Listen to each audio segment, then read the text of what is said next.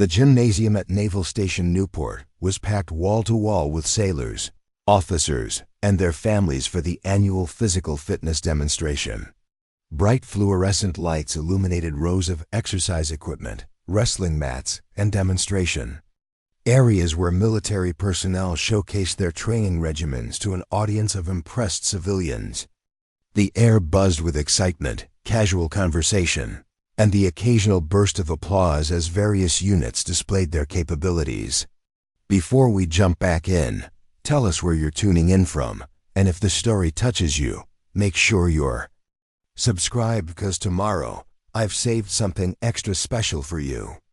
Near the back of the crowd, almost invisible among the sea of uniforms and civilian clothes, stood a woman who seemed determined to blend into the background.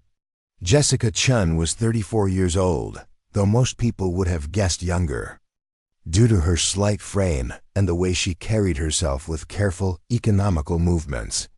She wore a simple gray sweater despite the warm Rhode Island afternoon, long sleeves pulled down to cover her wrists, and dark jeans that concealed any hint of the stories written across her skin and surgical scars and faded ink.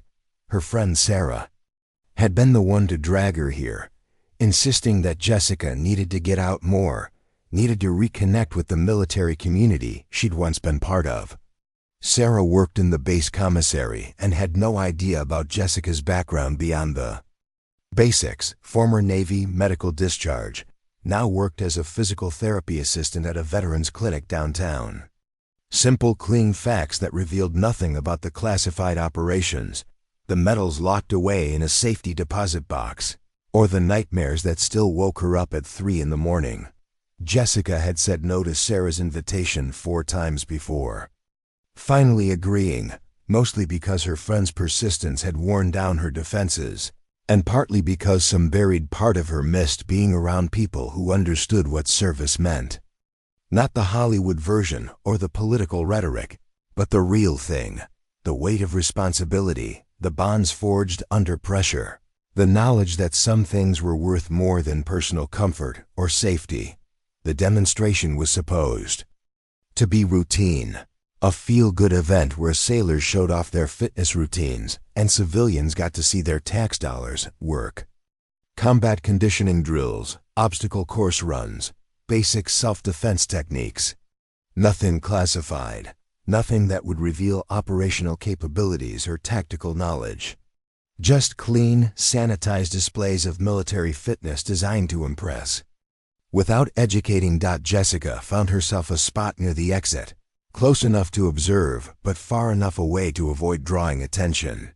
She'd become an expert at occupying space without claiming it, at being present without being noticed. 4 years of civilian life had taught her the art of invisibility in ways that even advanced reconnaissance training hadn't covered. The first few demonstrations went exactly as planned.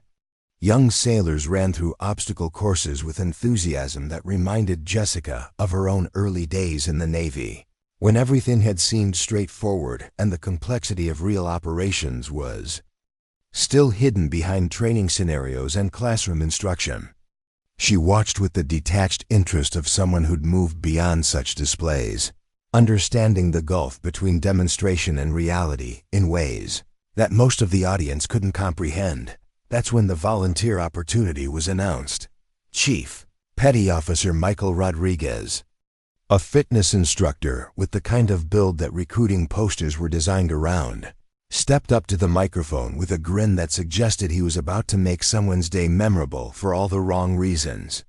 Ladies and gentlemen, for our next demonstration, we're going to need a volunteer from the audience. Someone brave enough to participate in our basic self-defense scenario. The crowd stirred with nervous laughter and sideways glances as people tried to avoid eye contact with the chief. This was the part of military demonstrations that civilians both dreaded and secretly hoped to witness, the moment when someone from the audience became an unwilling participant in a carefully choreographed display of military superiority. "Come on, don't be shy," Rodriguez continued, his voice carrying the authority of someone accustomed to being obeyed. We need someone to play the role of an untrained civilian in a simulated attack scenario. It's completely safe, I promise. We just want to show how basic military training can overcome size and strength disadvantages. Jessica felt the familiar tightening in her chest that came whenever she found herself in situations where her instincts and her cover story might come into conflict. She pressed herself slightly closer to the wall, hoping that her position near the exit would keep her out of the selection process. But Rodriguez had other ideas. His eyes swept the crowd with the practiced gaze of someone who'd learned to read body language and identify targets of opportunity. He was looking for someone who would make the demonstration dramatic without being dangerous, small enough to make the techniques look impressive, but not so frail that anyone would worry about injury. His gaze settled on Jessica with the satisfaction of someone who'd found exactly what he was looking for. "You there, man, in the gray sweater," he called out, pointing directly at her. "Perfect. You look like you could use some basic self-defense training." The crowd turned to look at Jessica, hundreds of faces suddenly focused on her position near the back wall. She felt the weight of their attention like a physical pressure, the kind of exposure that every part of her training had taught her to avoid. Her first instinct was to decline politely and slip out the exit, but Sarah was beside her now, beaming with excitement and gently pushing her forward. "Go on, Jess," Sarah whispered. "It'll be fun. What's the worst that could happen?" The worst that could happen, Jessica thought grimly, was that 4 years of carefully constructed anonymity could evaporate in front of several hundred people. But declining now would create more attention than participating, and she'd learned that sometimes the best way to remain invisible was to be exactly what people expected to see. She made her way through the crowd toward the demonstration area, conscious of the murmurs that followed her progress. "Poor girl," someone said behind her. "She looks terrified." Another voice added, "Hope they go easy on her. She doesn't look like she could handle much." The comments weren't meant to be cruel, just observations from people who saw exactly what Jessica wanted them to see: a small, nervous civilian who was about to learn why military training mattered. If only they knew that the nervous civilian had once eliminated an entire terrorist cell in the mountains of Afghanistan using nothing but a knife and her bare hands. Rodriguez waited for her in the center of the demonstration area, a circular mat surrounded by eager spectators. He was easily 6 feet tall and probably weighed twice what she did, with the kind of muscular build that came from years of dedicated fitness training. To the audience, the matchup looked comically unfair. "Don't worry, ma'am," he said with the patronizing kindness reserved for civilians who were about to be gently humiliated. "We're just going to run through some basic scenarios. Nothing dangerous. I'll show everyone how proper technique can overcome physical disadvantages." Jessica nodded silently, her mind automatically cataloging Rodriguez's stance, balance points, and the 17 different ways she could have him unconscious before he realized what had happened. But those were calculations from a different life, skills that belonged to someone who no longer officially existed.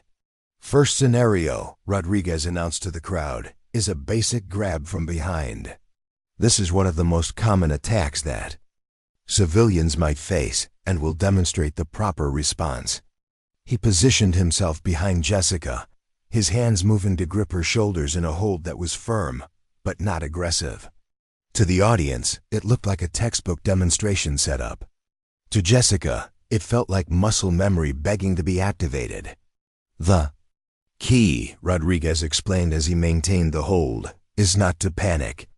Most untrained individuals will struggle ineffectively, but proper technique can." He never finished the sentence. What happened next took place in less than 3 seconds, but to the trained observers in the audience, it unfolded with the slow-motion clarity of watching a professional at work. Jessica's response wasn't the panicked struggling that Rodriguez had expected from a civilian volunteer. Instead, it was the fluid, efficient movement of someone who'd been trained to kill with her bare hands, She dropped her weight suddenly, breaking Rodriguez's grip through leverage rather than strength. As he momentarily lost balance, she spun inside his reach and drove her elbow toward his solar plexus with enough force to drop him where he stood. But at the last instant, with control that spoke of countless hours of training, she pulled the strike, converting it from a disabling blow into a gentle tap that left Rodriguez stumbling backward in confusion. The gymnasium fell silent. Rodriguez stared at Jessica with the dawning realization that he'd just been handled by someone who moved like a professional operator. The speed, the technique, the perfect timing, none of it belonged to an untrained civilian. He'd been in the Navy for 12 years, had trained with some of the best fighters in the service, and he'd never seen anyone move with that kind of precision. "How did you ... He started to say, but Jessica was already stepping back, trying to diffuse the situation before it escalated. "Lucky reflexes," she said quietly, but her voice carried a steadiness that contradicted the nervousness she was supposed to be feeling. "Sorry if I moved too fast." The explanation might have worked if Rodriguez had been willing to let it slide, but professional pride and genuine curiosity got the better of him. He'd been made to look foolish in front of several hundred people by someone who was supposed to be a helpless civilian, and some part of him needed to understand how it had happened. "Let's try that again," he said, his voice carrying a harder edge than before. "Maybe we can slow it down so everyone can see the proper technique." Jessica knew she should have declined, should have made an excuse and returned to her spot in the crowd. But Rodriguez was already moving back into position, and backing down now would create exactly the kind of scene that would draw unwanted attention to her. Background: the second attempt went even worse for Rodriguez, this time when he grabbed her shoulders. Jessica responded with a combination that flowed from one technique to another with the seamless efficiency of someone who'd practiced them thousands of times under conditions where hesitation meant death. She broke his grip, controlled his arm, and had him face down on the mat before he could react. Again. She pulled her strikes at the last moment, using just enough force to demonstrate control without causing injury. But the message was unmistakable. She could have ended the encounter in any number of ways, and Rodriguez's size advantage meant absolutely nothing against her level of skill. The crowd's reaction was no longer polite applause but stunned silence mixed with growing murmurs of confusion. This wasn't supposed to be how the demonstration worked. The civilian volunteer was supposed to be helpless, not displaying combat techniques that exceeded what most of the military personnel in the audience had ever seen. Preparing and narrating this story took us a lot of time, so if you are enjoying it, subscribe to our channel. It means a lot to us. Now back to the story. Rodriguez got to his feet slowly, his face flushed with embarrassment and growing anger. He'd been humiliated twice now by someone who was supposedly just a random civilian, and his professional reputation was crumbling in front of his colleagues and superiors. "Okay," he said, his voice tight with controlled frustration. "I think we need to find out exactly what kind of training our volunteer here has had." That's when everything went wrong. Instead of asking Jessica directly about her background, Rodriguez decided to make his point through demonstration. If she had some kind of martial arts training, he'd show the audience what real military combatives looked like. He moved toward her with the aggressive confidence of someone who decided that embarrassment justified escalation. "Let's see how you handle this," he said, and launched into an attack pattern that was definitely not part of the planned demonstration. Jessica's response was automatic, trained into her through years of combat operations where the difference between life and death was measured in milliseconds. She didn't consciously decide to defend herself. Her body simply reacted with the efficiency of someone who'd survived encounters that would have killed most people. The counterattack that followed was devastating in its precision and terrifying in its restraint. Jessica moved through Rodriguez's defenses like they didn't exist, neutralized his attack with minimal effort, and had him immobilized on the ground in a hold that could have easily transitioned to a lethal finishing technique. But as she controlled him on the mat, her sweater rode up, and the sleeves that she'd been so careful to keep in place shifted just enough to reveal what she'd been hiding.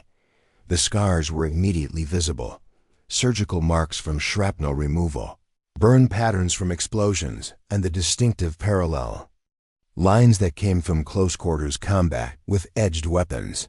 But it was the tattoo on her left shoulder blade, partially visible through the shifted fabric, that changed everything. The SEAL Team 6 trident, accompanied by operational markings that only existed in the most classified units in the American military. Ink that documented service in operations that officially never happened, with teammates whose names appeared on no public memorial. Commander Patricia Walsh had been watching the demonstration with the casual interest of someone who'd seen hundreds of similar displays over her 20-year career. But the moment she caught sight of that tattoo, her entire world shifted into sharp focus. She knew that ink. More importantly, she knew what it meant. SEAL Team 6 didn't hand out membership cards or allow their operational insignia to be worn casually. The markings visible on Jessica's shoulder represented service in the most elite unit in the American military. Operations that were classified so far above Walsh's clearance level that she'd only heard whispers about them in secure briefings. Walsh stood up from her seat in the VIP section, her movement causing ripples of attention throughout the crowd. As base commander, her reactions were closely watched, and when she moved with the kind of urgency that suggested something significant was happening, everyone else paid attention. Jessica became aware of the commander's approach at the same moment. She realized that her carefully maintained cover had been blown.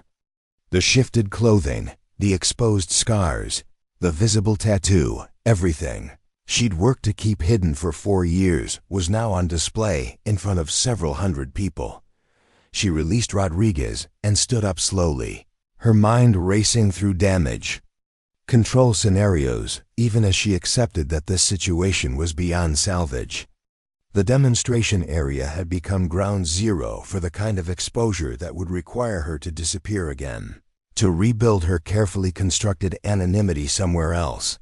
But as Commander Walsh approached with the purposeful stride of someone who'd recognized exactly what she was seeing, Jessica realized that disappearing might not be an option this time. The commander's expression wasn't one of suspicion or hostility, but of recognition mixed with something that looked almost like relief. Walsh stopped a few feet away, her voice dropping to the formal tone reserved for situations that required extreme discretion. "Ma'am, I think we need to have a conversation, privately." The gymnasium buzzed with confused speculation as the crowd tried to process what they'd just witnessed. The demonstration had gone from routine military display to something that felt significant and dangerous, though most of the audience lacked the context to understand exactly what they'd seen. Rodriguez had gotten to his feet and was standing off to the side, looking like someone who just realized he'd been playing with forces far beyond his understanding. The woman he'd thought was a helpless civilian had just demonstrated combat skills that exceeded anything in his experience, and the base commander was treating her with the kind of respect reserved for visiting dignitaries. Sarah pushed through the crowd toward Jessica, her face filled with confusion and growing concern. "Jess, what's going on? How did you do that? And why is the commander looking at you like?" She never finished the question, because at that moment she caught sight of the scars and tattoo that Jessica's shifted clothing had revealed. Sarah had worked on military bases long enough to recognize the significance of certain markings, and what she was seeing didn't match anything in the background story that Jessica had shared with her. "Oh my God," Sarah whispered, the pieces falling into place with stunning clarity. "You're not just a former Navy, are you?" Jessica met her friend's eyes with the calm resignation of someone who'd always known this moment would come eventually. 4 years of living a lie, of letting people underestimate her, of pretending to be someone she'd never been. It had been borrowed time from the beginning, and now the debt was coming due. But as she looked around the gymnasium at the faces staring back at her, some confused, some awed, some filled with the dawning recognition of being in the presence of something extraordinary, Jessica felt something she hadn't experienced in years. Not vindication, because she'd never needed anyone else's approval to know her own worth. Not relief, because exposure brought its own complications. But purpose. Perhaps. The knowledge that skills earned through sacrifice and trauma could still serve something larger than her own desire for anonymity. The ghost of Newport was about to step back into the light. Commander Patricia Walsh's office occupied the corner of the administration building, its windows offering a view of Narragansett Bay that she rarely had time to appreciate. The space reflected her 20 years of naval service, commendations lining one wall, photographs from deployments spanning 3 continents, and a desk that bore the organized chaos of someone managing multiple classified operations simultaneously. Jessica sat in the leather chair across from Walsh's desk, her posture erect despite the casual clothes that had caused so much trouble an hour earlier. She'd managed to adjust her sweater to cover most of the visible scarring, but the damage was done. The careful anonymity she'd cultivated for 4 years had evaporated in front of several hundred witnesses, and there was no putting that particular genie back in its bottle. Walsh studied the personnel file that had materialized on her computer screen within minutes of Jessica's identification. Most of it was redacted beyond recognition, black bars covering everything except the most basic information: name, date of birth, service number. But what remained visible told a story that made Walsh's chest tighten with professional respect and personal regret. Jessica Marie Chun, Walsh read aloud, her voice carrying the weight of someone who understood the significance of heavily classified records. Enlisted at 18, completed Bud-S training at 21, assigned to SEAL Team 6 at 23. Operational deployment history, classified. Mission records, classified. Awards and commendations, classified. She looked up from the screen, her eyes meeting Jessica's with the directness of one professional addressing another. The only thing in here that isn't blacked out is your medical discharge 4 years ago. Combat-related injuries, psychological. Evaluation, medical board recommendation for separation from active duty. Jessica remained silent, her hands folded in her lap. She'd learned long ago that military conversations had their own rhythm, and interrupting a superior officer's review was rarely productive. Besides, Walsh clearly had access to information that most people would never see, and Jessica was curious about exactly how much the commander knew. "What's interesting," Walsh continued, closing the file with a decisive click, "is what's not in your official record. No mention of the Kandahar extraction. Nothing about the hostage situation in Syria. No reference to the operation that never happened in the Strait of Hormuz." The silence that followed was heavy with implication. Walsh had just referenced operations that existed only in the most classified briefings, missions that were discussed only in secure facilities by people with clearances that took years to obtain. The fact that she knew about them meant either she had access to information far above her apparent authority level, or Jessica's reputation had spread through channels that weren't supposed to exist. "How do you know about those?" Jessica asked. Quietly, breaking her silence for the first time since entering the office, Walsh leaned back in her chair, a slight smile playing at the corners of her mouth. "Because I've been briefed on unconventional assets available for special operations support. Your name came up in those briefings, along with performance evaluations that used words like exceptional, irreplaceable, and unique operational capability."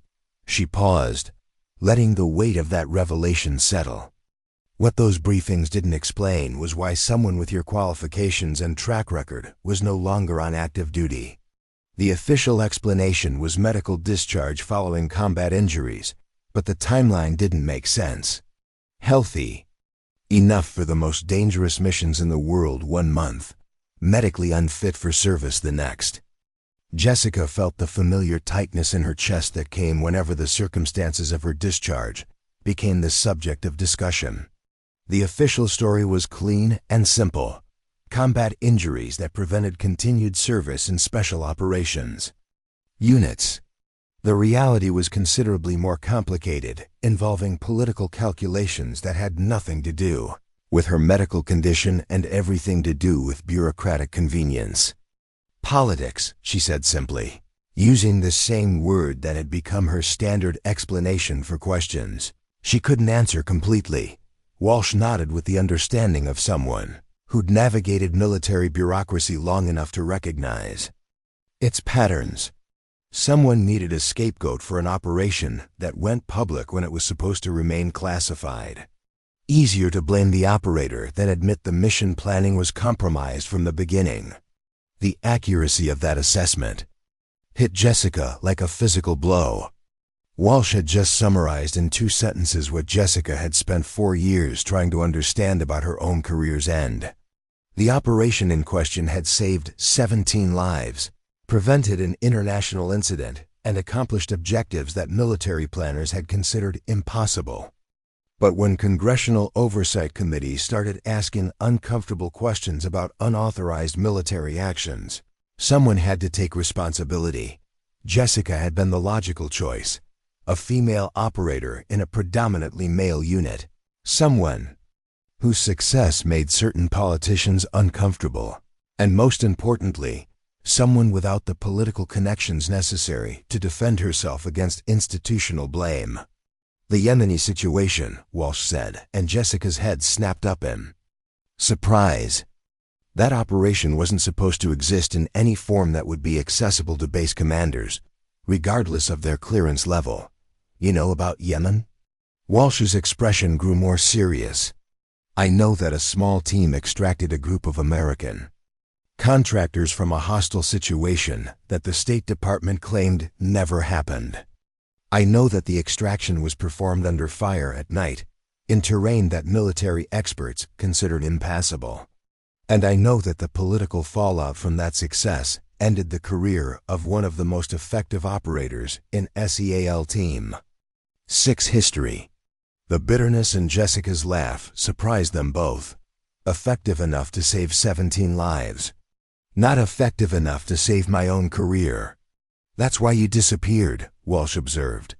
It wasn't a question but a statement of understanding. 4 years of living under the radar, working jobs that had nothing to do with your actual capabilities, letting people underestimate you because it was safer than being recognized. Jessica nodded, some of the tension leaving her shoulders as she found herself in conversation with someone who understood the complexities of military service at the highest levels. I tried to blend in. Thought I could build a normal life, do normal work, and be invisible. But invisibility has its limits. Walsh said, echoing words that had been running through Jessica's mind since the gymnasium incident. Especially when your instincts are hardwired for situations that most people will never face. The comment hung between them, acknowledging the fundamental challenge that every elite operator faced when transitioning to civilian life: the skills that made someone effective in special operations didn't simply disappear when the uniform came off. They remained, always present, always ready to surface when circumstances demanded their use. Chief Rodriguez is a good sailor, Walsh continued, shifting the conversation back to the immediate situation. He's been with us for 3 years, has an excellent fitness record, and usually handles demonstration duties without incident, but he's never encountered someone with your background. Jessica felt a surge of guilt about the way the demonstration had ended. Rodriguez had been doing his job, following standard procedures for civilian volunteers. He couldn't have known that. He was dealing with someone whose training exceeded his own by several orders of magnitude. I should have declined the volunteer opportunity, Jessica said. Should have found a way to avoid the situation entirely. Walsh shook her head. You couldn't have known that refusing would draw more attention than participating. And frankly, Rodriguez needed to learn that his assumptions about civilian capabilities weren't always accurate. The commander stood up and moved to the window, her gaze directed toward the bay where naval vessels moved with purposeful precision. The real question now is what happens next. Your cover is blown, at least among the people who were in that gymnasium. Word will spread, speculation will grow, and within 48 hours, everyone on this base will know that we have someone with your background in our area. Jessica had been dreading this conversation since the moment her scars became visible. The exposure meant she'd have to relocate again, create a new identity, find another job where her background wouldn't be relevant. 4 years of careful construction would have to be abandoned, and the process of becoming invisible would start over somewhere else. "I understand," she said quietly. "I'll make arrangements to leave the area. New job, new location, minimal disruption to base operations." Walsh turned from the window with an expression that suggested Jessica had misunderstood the situation entirely. "Leave? Why would you leave?" The question caught Jessica off guard. In her experience, exposure led to complications, and complications led to the necessity of disappearing. It was a pattern she'd assumed would continue for the rest of her life. "Because my presence here creates security risks," Jessica explained. "People will ask questions, investigate my background, potentially compromise classified information that's supposed to remain buried." Walsh returned to her desk with the purposeful stride of someone who'd reached a decision. "Or," she said, settling into her chair with renewed energy, "we could find a way to put your skills to productive use instead of wasting them on anonymity." The suggestion was so unexpected that Jessica wasn't sure she'd heard correctly. 4 years. Every conversation about her background had ended with the implicit understanding that her capabilities were now a liability rather than an asset. The idea that someone might actually want to utilize her training was almost incomprehensible. "What are you suggesting?" Walsh pulled up a different file on her computer, this one containing information that wasn't classified beyond recognition. Naval Station Newport houses several training commands, including the Naval Undersea Warfare Center and the Surface Warfare Officers School. We're constantly developing new tactical doctrines, testing equipment under realistic conditions, and training personnel for deployments they can't fully prepare for through simulation alone. She paused, her fingers drumming against the desk as she organized her thoughts. "What we don't have is someone with recent operational experience in the kind of unconventional warfare that dominates modern conflicts. Someone who understands the gap between classroom theory and battlefield reality." Jessica began to understand where the conversation was heading, but the implications seemed too good to be true. "You're talking about a consulting position." "I'm talking about a civilian contractor role. That would allow you to share your expertise without compromising your privacy or triggering the kind of bureaucratic review that ended your career the first time." Walsh's voice carried the excitement of someone who'd found a solution to multiple problems simultaneously. "The training programs we currently use for special operations preparation are based on scenarios that are 5 years out of date. The threats have evolved, the technology has changed, and the operational environment bears little resemblance to what we're preparing people for. We need someone who can bridge that gap." The offer was tempting in ways that Jessica hadn't expected.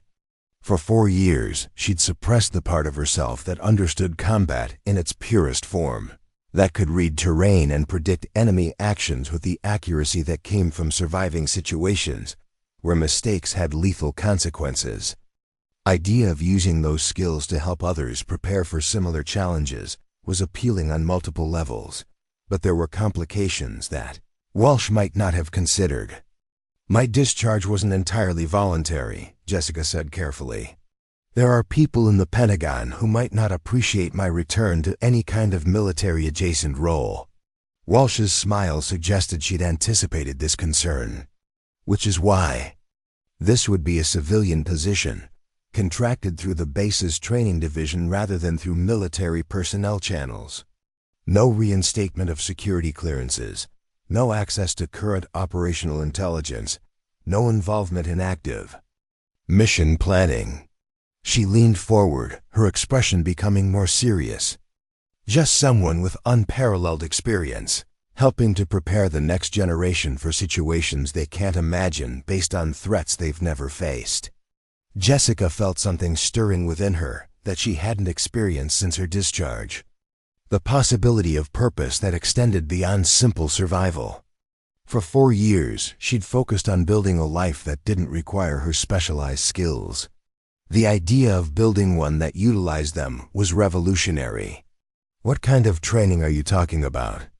Walsh opened another file, this one containing training schedules and curriculum outlines, close quarters combat in urban environments, survival and evasion in hostile territory, psychological preparation for long-term isolation missions, decision-making under extreme stress when standard protocols don't apply. Each item on the list represented knowledge that Jessica had acquired through trial and error in situations where failure meant death for herself and her teammates. The idea of passing that knowledge to others, of potentially saving lives through education rather than direct action, was compelling in ways she hadn't anticipated. "There's one more thing," Walsh added, her tone becoming more personal. "The people you'd be training aren't just sailors preparing for deployment. Some of them are special operations candidates who will face the same kinds of missions that defined your career. The knowledge you could share with them might mean the difference between success and catastrophe when they encounter those situations for real." The weight of that responsibility settled on Jessica's shoulders like familiar equipment. She'd spent 4 years avoiding anything that reminded her of her former life, but the conversation with Walsh was making her realize that avoidance wasn't the same as healing. Maybe the path forward involved embracing her background rather than hiding from it.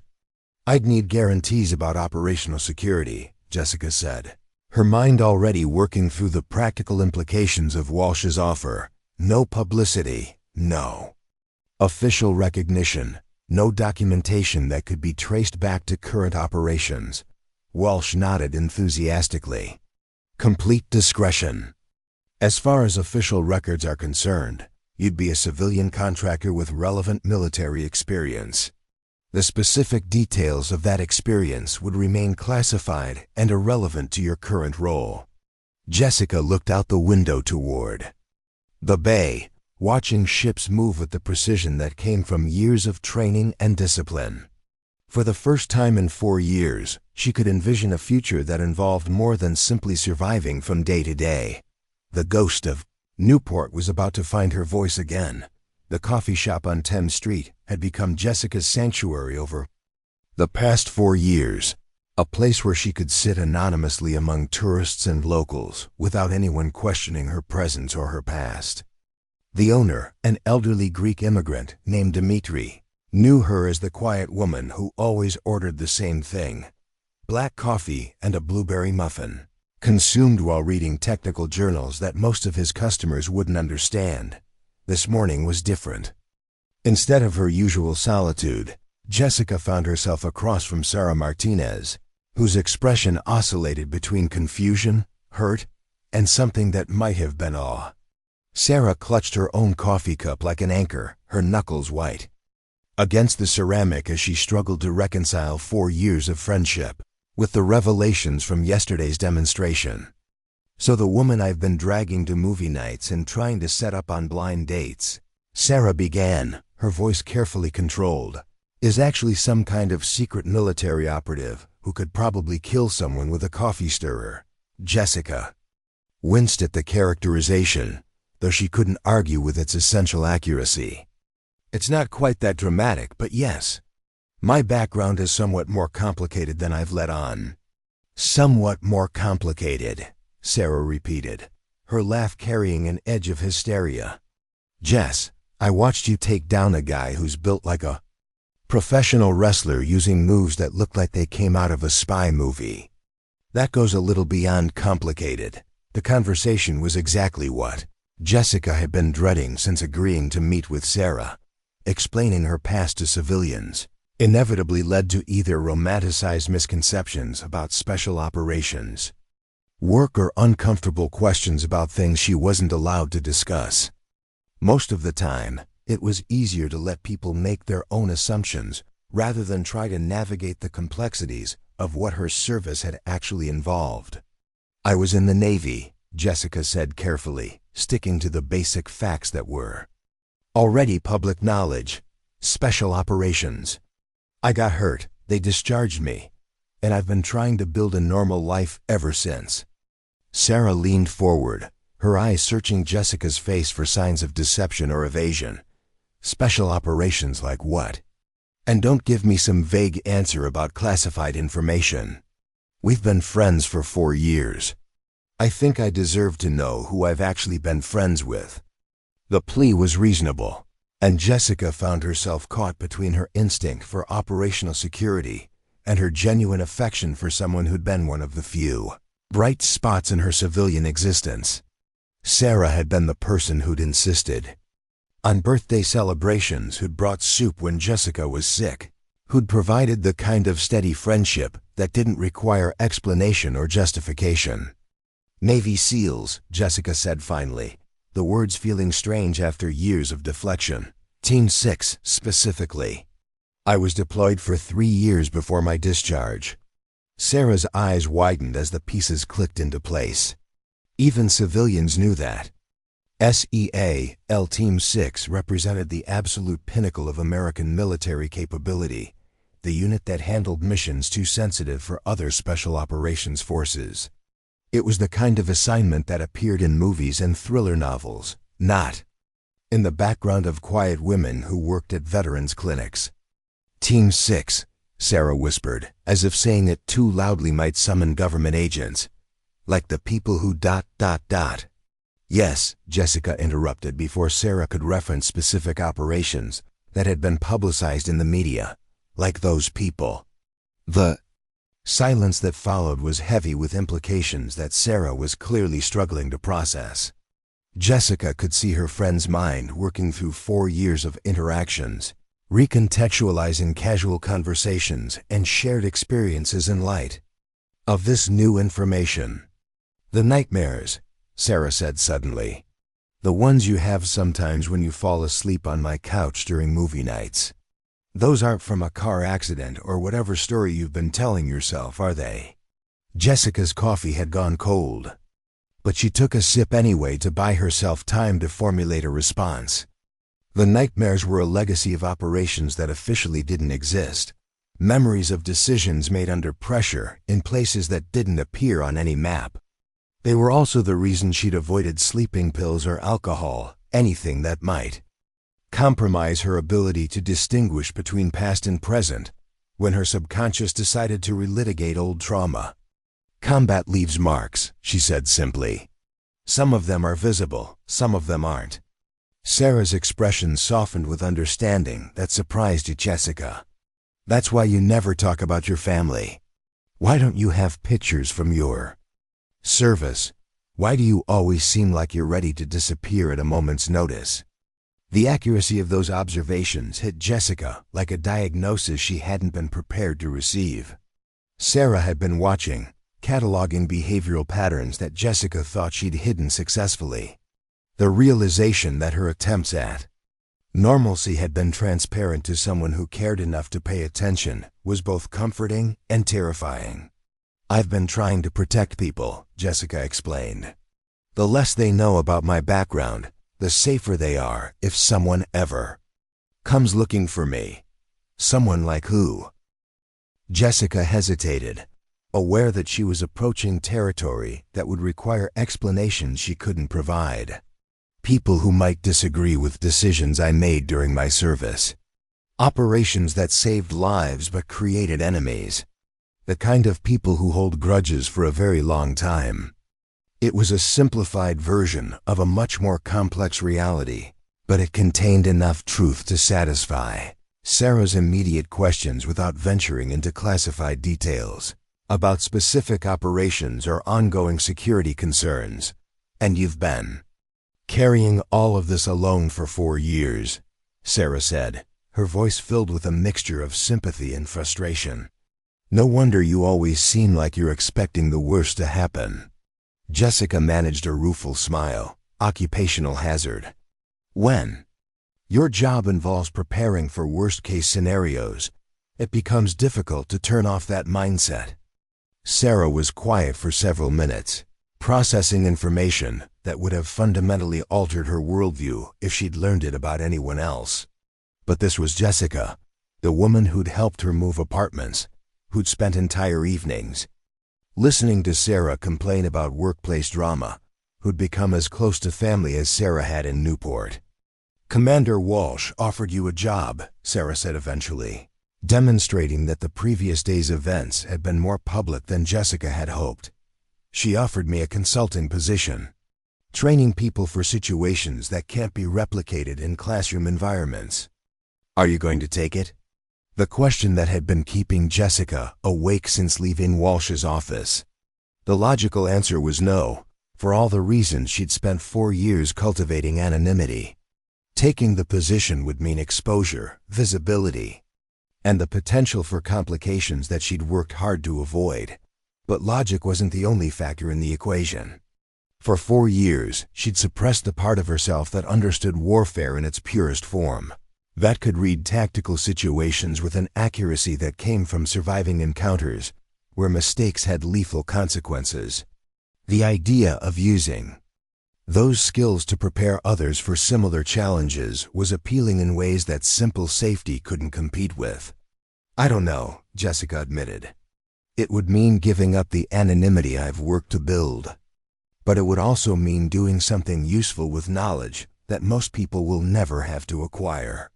Sarah studied Jessica's face with the perception that came from years of friendship. You want to take it? It wasn't a question, and Jessica didn't treat it like one. Part of me does. The part that remembers what it felt like to be good at something that mattered. Then what's stopping you? The answer to that question was complicated, involving risk assessments and threat calculations that would sound paranoid to anyone who hadn't lived with the constant awareness that their past actions had created enemies who might someday resurface. But beneath the practical concerns was something more fundamental, fear that stepping back into any kind of military role would reactivate trauma that she'd spent 4 years learning to manage. I'm afraid that going back to that world, even as a civilian, will undo the progress I've made in building a normal life. Sarah reached across the table and placed her hand over Jessica's, a gesture of support that carried more weight than elaborate declarations of loyalty. Jess, I've known you for 4 years, and I've never seen you look as alive as you did yesterday when you were talking to Commander Walsh about that job offer. The observation was uncomfortable in its accuracy.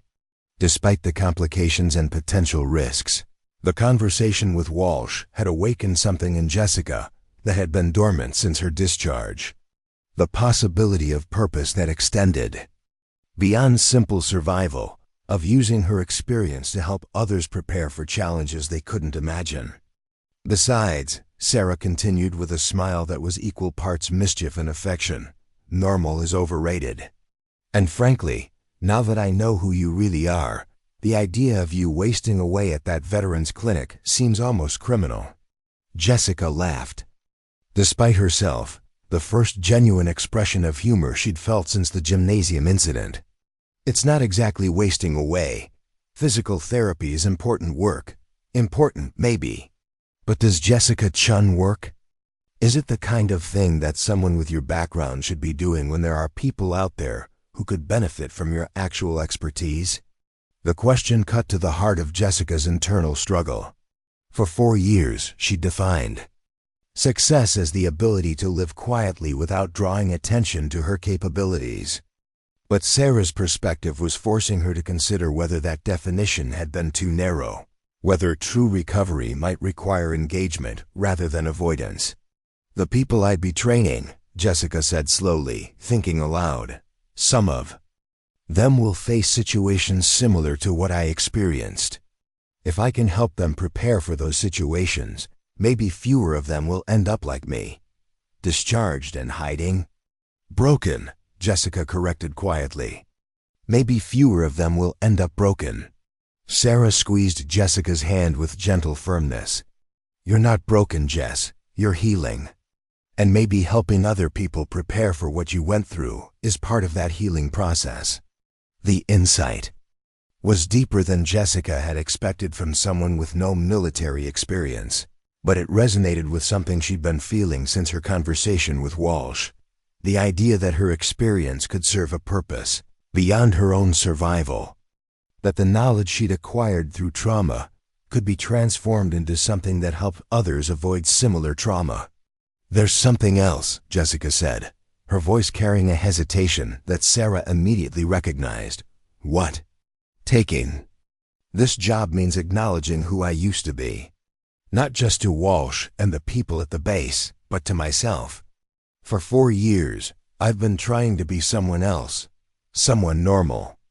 Going back to that world, even as a civilian, means accepting that Jessica Chin the SEAL is part of who I am, not just who I used to be.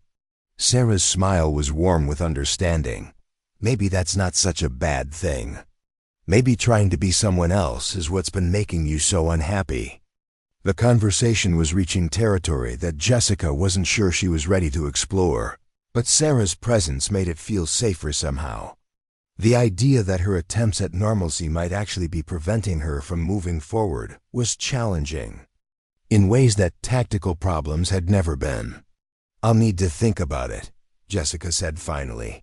Of course you will.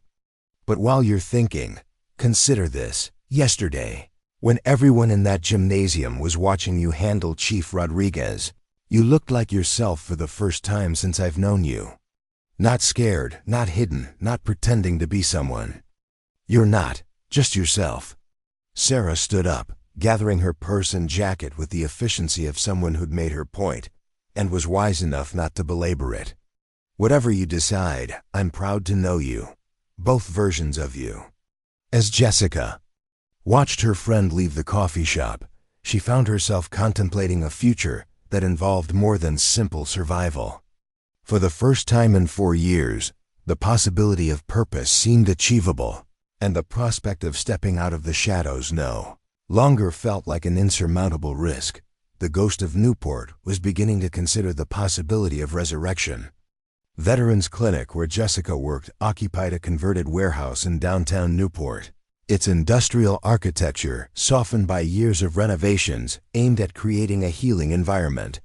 Physical therapy equipment lined the main floor, while smaller rooms housed counseling sessions, administrative offices, and support group meetings.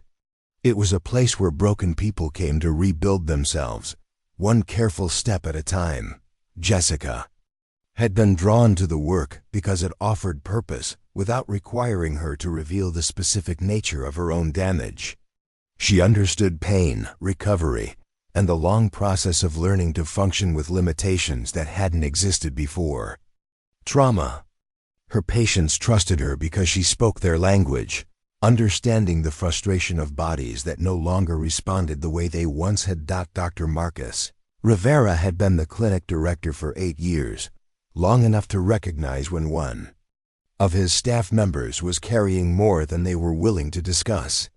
He'd watched Jessica work with veterans whose injuries ranged from lost limbs to traumatic brain injuries, noting how she seemed to understand their struggles with an intimacy that went beyond professional training. This morning, Marcus found Jessica in the equipment room, methodically cleaning machines with the kind of precision that suggested her mind was elsewhere. News of the previous day's incident at the naval base had reached the clinic through the informal networks that connected all veteran-serving organizations in the area, and Marcus had spent the night wondering how to address what he'd learned about his most enigmatic employee. Interesting demonstration yesterday at the base, he said casually, testing the waters as he pretended to inventory supplies. Jessica's hands stilled on the equipment she'd been cleaning, but she didn't look up. Word travels fast in a small community, especially when that word involves someone with your apparent skill set. displaying capabilities that most people didn't know existed. Marcus moved closer, his voice dropping to the confidential tone he used for sensitive conversations. "Want to tell me why one of my physical therapy assistants is apparently qualified to train Navy SEALs?" The question hung between them, heavy with implications that extended far beyond workplace curiosity. Jessica had been dreading this conversation. Since agreeing to meet with Commander Walsh, knowing that her cover at the clinic was as thoroughly blown as her anonymity at the base. "It's complicated," she said, falling back on the deflection that had served her for 4 years. Marcus laughed, but there was no humor in it. "Jess, I've been working with veterans for nearly a decade. I've seen something complicated. I've counseled Marines with PTSD, helped Army Rangers learn to walk again, worked with Air Force pilots who can't drive cars anymore because of brain injuries. What I haven't seen is someone with your background working as a civilian employee when they could clearly be doing something that actually utilizes their training." The assessment was accurate enough to sting. Marcus had always been perceptive about his staff's backgrounds, but Jessica had assumed her story was convincing enough to avoid deeper scrutiny. The realization that he'd been quietly cataloging inconsistencies in her narrative was both impressive and concerning. "I like working here," Jessica said, which was true as far as it went. "The work is meaningful, and it doesn't require me to be someone I'm not anymore." Marcus set down his clipboard and turned to face her directly. "Except you are still that person, aren't you? Yesterday proved that much. The skills don't just disappear because you put on civilian clothes and take a job that doesn't require them." The observation echoed Sarah's words from the coffee shop, and Jessica was beginning to realize that her attempts at reinvention had been less successful than she believed. The people who'd gotten to know her over the past 4 years had apparently seen through her carefully constructed persona more easily than she'd thought possible. "What do you want me to say, Marcus? That I've been lying about my background? That I'm not who I've pretended to be? I want you to tell me why someone with your qualifications is wasting their talents on work that any competent physical therapy assistant could handle." His voice carried the frustration of someone who'd watched a valuable resource go unused. "Do you have any idea how many veterans come through here who could benefit from training by someone who actually understands combat operations?" The question caught Jessica off guard. She'd been so focused on the potential complications of exposure that she hadn't considered how her background might be relevant to her current work environment. The veterans she worked with daily included former special operations personnel dealing with injuries that ended careers, young soldiers struggling to adapt to civilian life, and older veterans whose service-connected disabilities had worsened over time. "What are you suggesting?" Marcus pulled out a folder thick with documentation, spreading it across a nearby table. "I'm suggesting that maybe there's a middle ground between hiding your background and fully exposing it. Look at these cases." He pointed to the first file. Tommy Brennan, former Marine sniper, lost his right leg in an IED explosion. He's been coming here for 6 months, and he's made excellent physical progress. But he can't sleep, can't concentrate. And he's convinced that his life is over because he can't do the only job he ever wanted. Jessica glanced at the file, recognizing the name of a patient she'd worked with extensively.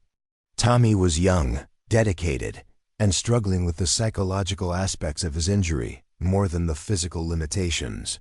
She'd seen the same pattern in other veterans who defined themselves entirely through their military capabilities. "Now look at this one," Marcus continued, opening another file.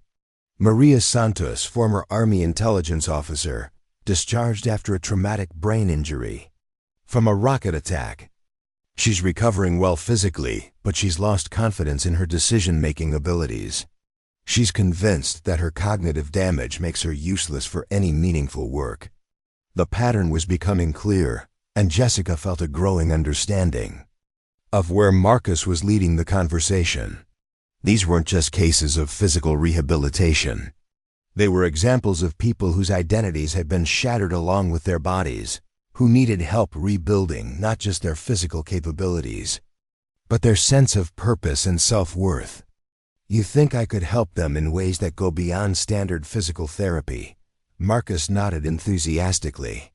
"I think you could show them that life doesn't end when military service ends, that there are ways to apply their training and experience in civilian contexts.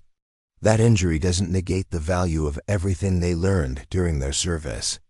The idea was appealing in ways that Jessica hadn't anticipated. For 4 years, she'd compartmentalized her military experience as something that belonged to her past, separate from her current work with veterans.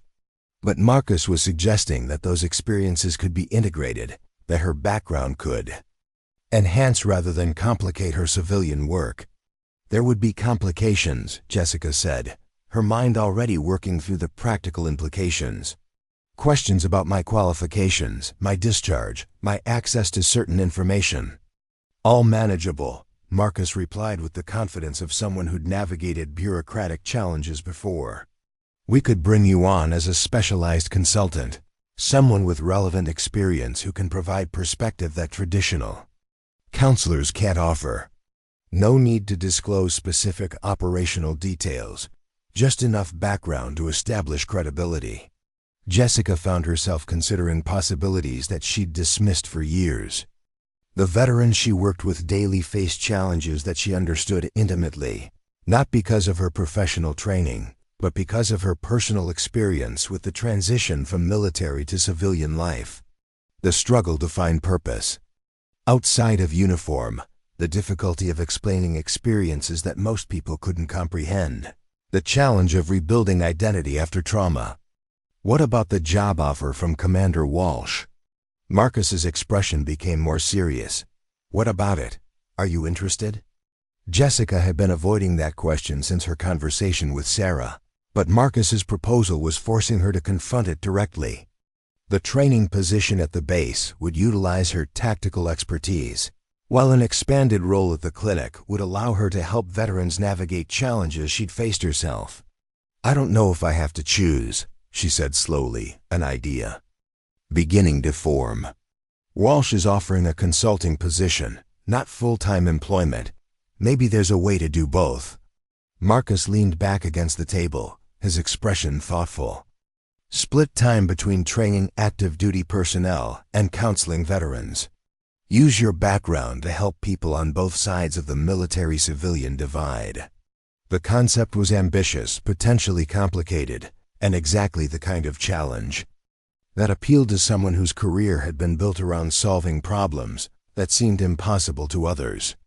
Jessica felt something stirring within her that she hadn't experienced since her discharge, genuine excitement about the possibilities that lay ahead. "It would require coordination between the base and the clinic," she said, her mind already working through logistics, scheduling, security clearances, administrative approval from multiple bureaucracies. "All solvable problems," Marcus assured her. "The real question is whether you're ready to stop hiding from who you are and start using your experience to help others." The challenge was direct enough to cut through Jessica's habitual deflection. For 4 years, she'd defined success as the ability to live quietly without drawing attention to her past. But the events of the past few days had shown her that invisibility came with its own costs, that hiding from her identity might be preventing rather than promoting her recovery. "I need to think about it," Jessica said, the phrase becoming her standard response to life-changing decisions. Marcus smiled with the patience of someone who'd guided many veterans through similar crossroads. "Take all the time you need. But while you're thinking, consider this. Every day you spend pretending to be someone you're not is a day that people who could benefit from your real expertise go without help."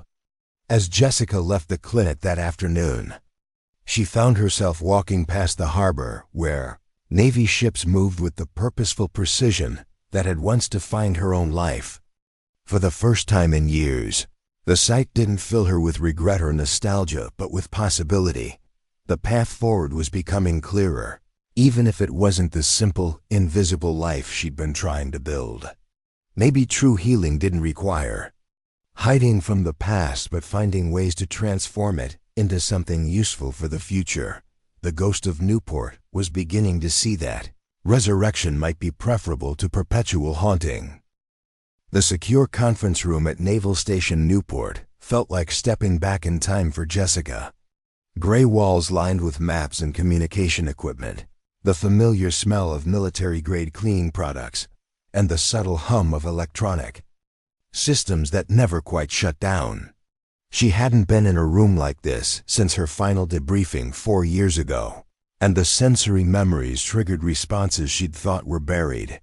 Commander Walsh sat at the head of the polished table, flanked by 2 officers Jessica didn't recognize.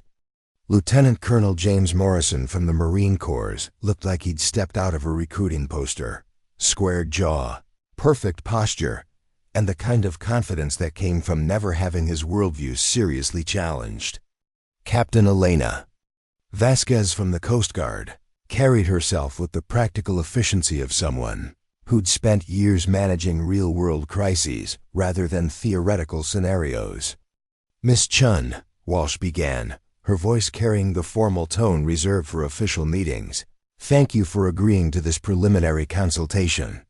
Before we discuss the specifics of a potential training contract, these officers wanted to understand exactly what expertise you'd be bringing to our programs. Jessica settled into her chair with the measured calm that had served her through countless briefings. She understood that this wasn't really about her qualifications, which were documented in files that these officers had certainly reviewed. This was about assessing whether she could be trusted with the kind of access that effective training would require. Morrison leaned forward, his expression skeptical. Miss Chun, I've reviewed your service record, or at least the parts that aren't classified beyond my clearance level. Impressive on paper, but I have to ask, what makes you think that someone who couldn't handle the pressures of active duty is qualified to train others for those same pressures? The question was designed to provoke, and Jessica recognized the interrogation technique immediately. Morrison was testing her composure, her ability to respond to challenges without losing control. It was exactly the kind of approach that aggressive personalities used to establish dominance in professional settings. Colonel Morrison, Jessica replied evenly, my discharge wasn't related to inability to handle operational pressures. It was related to political considerations that had nothing to do with my performance in the field. Political considerations, Morrison repeated, his tone suggesting that he considered this a euphemism for personal failure. In my experience, operators who blame politics for their career problems usually had other issues that they're not willing to acknowledge. Captain Vasquez shifted uncomfortably in her chair, clearly recognizing that Morrison was pushing boundaries that weren't appropriate for a professional consultation.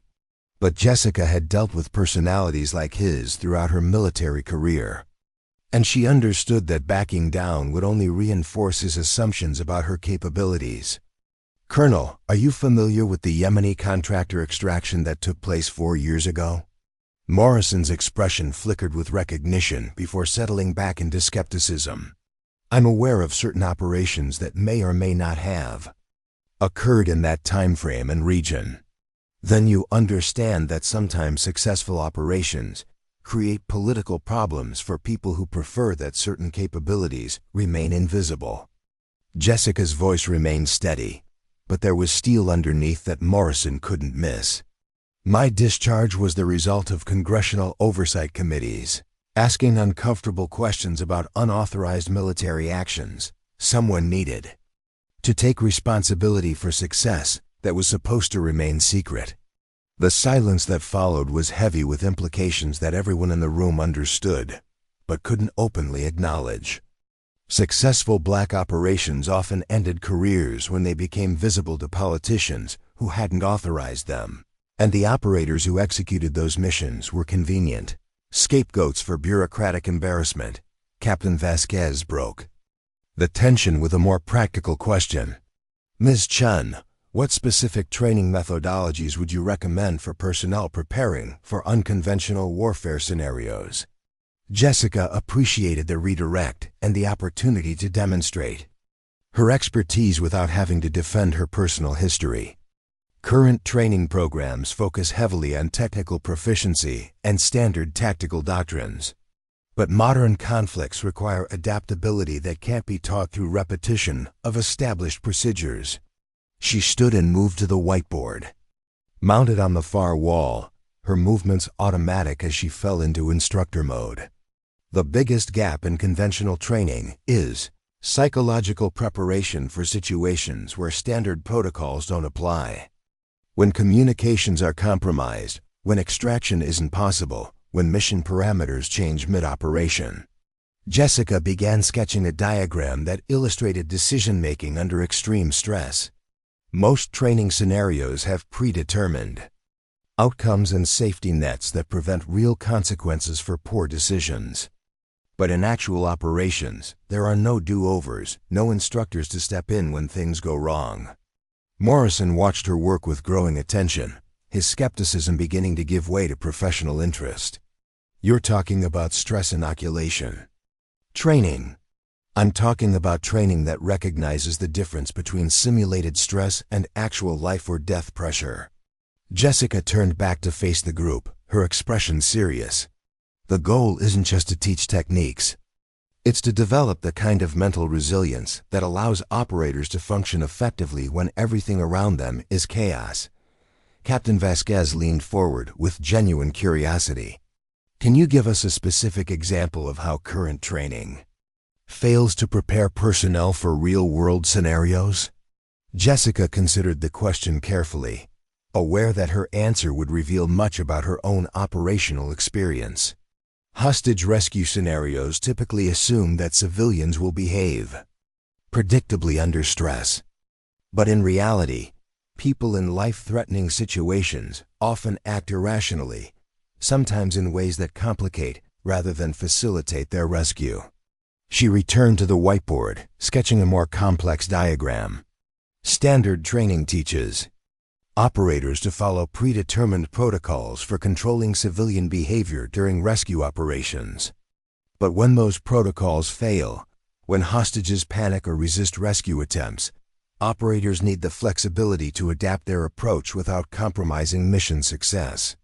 Morrison was now taking notes, his earlier antagonism replaced by professional engagement.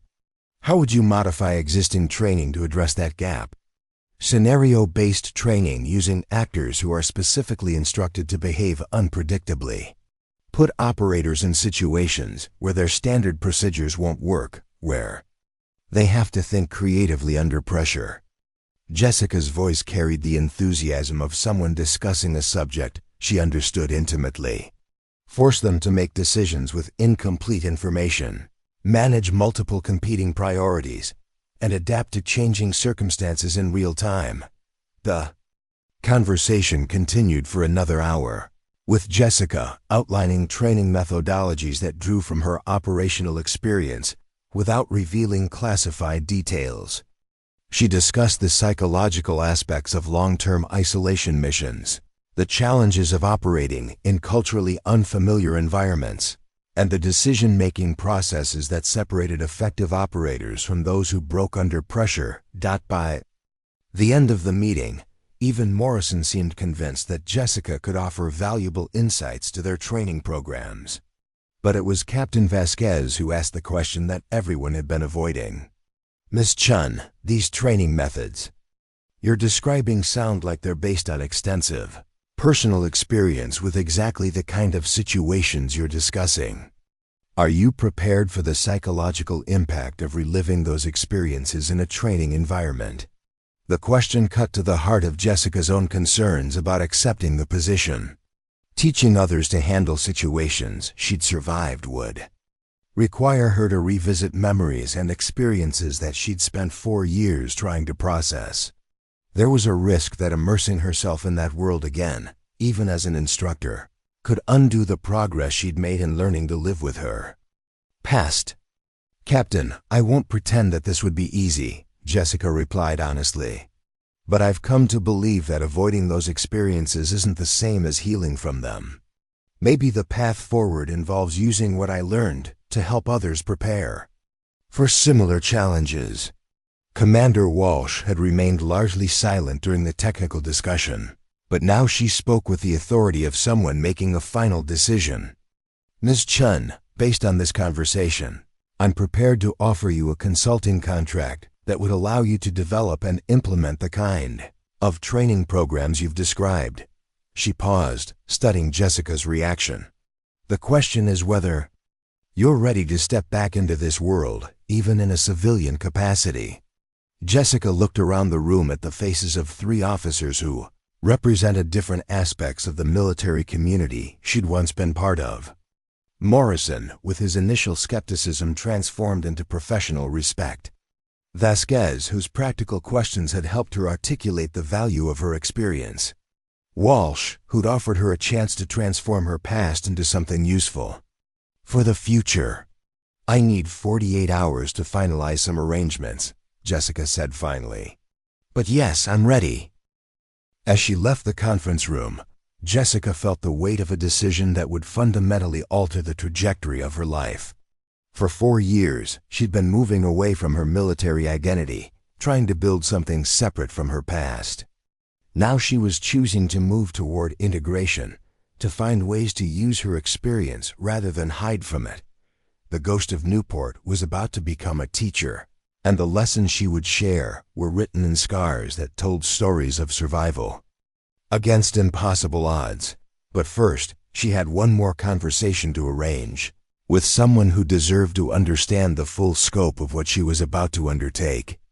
The decision to emerge from the shadows would affect more than just her own future, and Jessica had learned that the most important battles were often fought not with weapons, but with the courage to trust others with the truth about who you really are. The path back to purpose was finally clear, even if it led through territory that would test everything she'd learned about healing, resilience, and the difference between hiding from the past and transforming it into something that could serve the future. 6 months later, the specialized training facility at Naval Station Newport bore little resemblance to the sterile demonstration gymnasium where Jessica's carefully constructed anonymity had first cracked. The converted warehouse now housed sophisticated simulation equipment, modular training environments, and psychological assessment tools that represented the cutting edge of military preparation methodology. Jessica stood in the observation deck, overlooking the main training floor, watching a group of young sailors navigate a hostage rescue scenario that bore no resemblance to the sanitized demonstrations that had once passed for realistic preparation. Below, actors portraying traumatized civilians deliberately sabotaged rescue attempts through panic responses that forced the trainees to abandon their textbook approaches and think creatively under pressure. The exercise was one of dozens that Jessica had developed over the past months, each designed to bridge the gap between classroom theory and battlefield reality. Her methods had initially met with resistance from traditionalists who preferred predictable outcomes, but the results spoke for themselves. Personnel trained through her programs showed dramatically improved performance in follow-up assessments, particularly in scenarios involving psychological stress and adaptive problem-solving. Unconventional, but effective, said a voice behind her. Jessica turned to find Admiral Rebecca Foster, the Pentagon liaison who'd been monitoring her program with growing interest. Foster carried herself with the quiet authority of someone who'd spent 30 years navigating the complexities of military bureaucracy while maintaining focus on operational effectiveness. Admiral, Jessica acknowledged with professional respect. I wasn't expecting a visit today. Foster moved to stand beside her at the observation window, her attention focused on the scenario unfolding below. Sometimes the best way to evaluate a program is to observe it without advance notice. What I'm seeing down there is exactly what we need to be doing across all service branches. The comment carried implications that extended far beyond Newport. Jessica had been aware that her training methods were being monitored by senior leadership. But she hadn't anticipated the level of interest that Foster's presence suggested. The traditional approach to military training assumes that stress can be simulated through physical challenges and time pressure. Foster continued, her voice carrying the analytical tone of someone who'd studied these issues extensively. But your methods recognize that psychological stress and physical stress are fundamentally different phenomena. Jessica nodded, her attention still partially focused on the exercise below. One of the trainees had just made a breakthrough, abandoning the standard hostage control protocol in favor of a creative approach that actually calmed the panicked civilian actors. It was exactly the kind of adaptive thinking that real operations required, but conventional training rarely produced. The key insight, Jessica replied, is that people don't perform under stress the same way they perform under controlled conditions. Most training programs teach techniques, but they don't prepare people for the moment when those techniques don't work. Foster was quiet for several minutes, observing the scenario with the trained eye of someone who understood both the tactical requirements and the bureaucratic challenges of implementing new training methodologies across large military organizations. "Miss Chun, I have a proposition for you," she said finally. "The Joint Chiefs are interested in expanding your approach beyond this pilot program. We want to establish a comprehensive training doctrine based on your methodologies implemented across all service branches for special operations personnel." The offer was stunning in its scope and implications. Jessica had begun her work at Newport as a way to find purpose beyond her discharge, but Foster was suggesting that her methods could influence how the entire American military prepared its most elite personnel for the realities of modern warfare. That would be a significant undertaking, Jessica said carefully, her mind already working through the complexities such an expansion would involve. Standardizing these methods while maintaining their effectiveness, training instructors across multiple service branches, overcoming institutional resistance to change. All manageable challenges, Foster assured her, with the right leadership and sufficient authority to implement changes. The question is whether you're interested in taking on that kind of responsibility. Jessica felt the familiar weight of a life-changing decision, but this time the choice felt different from the agonizing uncertainty that had characterized her civilian years. She'd spent 6 months proving to herself that she could use her experience productively, that teaching others could be a form of healing rather than re-traumatization. What exactly are you proposing? Foster turned from the observation window to face Jessica directly. A permanent position as Director of Advanced Combat Psychology Training. Civilian status, but with authority equivalent to a senior military advisor. Your own budget, your own staff, and the mandate to revolutionize how we prepare people for the kinds of operations that officially don't exist. The irony wasn't lost on Jessica that the same kind of operations that had ended her military career were now being used to justify offering her a position of unprecedented influence. But perhaps that was exactly why her perspective was valuable. She understood both the importance of such operations and the human cost of inadequate preparation. There would need to be safeguards, Jessica said, her mind moving to practical considerations. Protection against the kind of political interference that ended my military career. Assurance that operational effectiveness would take priority over bureaucratic convenience. Foster's smile suggested she'd anticipated this concern. Full autonomy within your area of expertise, with direct reporting to the Joint Chiefs rather than through traditional command structures. Your program would be classified at a level that makes political interference virtually impossible. The offer represented everything Jessica had lost when she was discharged, but transformed into something that might be even more valuable. Instead of executing operations, she would be shaping the people who executed them. Instead of serving at the pleasure of politicians who didn't understand the realities of her work, she would be protected by the kind of classification that had once been used against her. I need to discuss this with some people before I can give you an answer. Jessica said finally. Foster nodded with understanding. Take the time you need. But I hope you'll consider that this position would allow you to influence thousands of operators over the course of your career. The knowledge you've gained through your experience could be transformed into institutional wisdom that serves the country for decades.